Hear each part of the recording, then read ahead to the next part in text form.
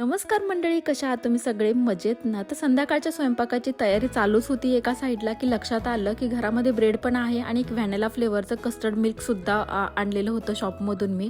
तर त्याच्यापासूनच मला एक गोडाधोडाचा काहीतरी पदार्थ बनवायचा होता, जेणेकरून संध्याकाळच्या जेवणानंतर काहीतरी मस्त खायला होईल. तर जे कस्टर्ड मिल्क आहे ना, तर ते मी एका पॅनमध्ये घेतलं, छान गरम केलं. त्याच्यानंतर आवडीनुसार साखर घातली. याच्यामध्ये कोणत्याही प्रकारचा इसेन्स किंवा काहीही घालायची गरज नाही आहे. ड्रायफ्रूट्स आपण घालू शकतो, पण मी नंतर घातले. तर ब्रेडचे स्लायसेस कट करून घेतले, त्याच्या कडा कट केल्या आणि नंतर एका बाउलमध्ये छान ते स्लायसेस ठेवले आणि वरून हे मिल्क घातलं.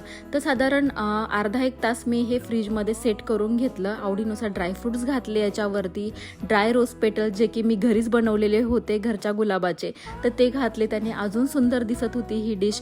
तर मस्त 1-1.5 तास सेट झाल्यानंतर याचे स्लायसेससुद्धा खूप छान कट झाले आणि खायलासुद्धा ही तेवढी सुंदर आहे की जेवढी दिसायला. तर तुम्हाला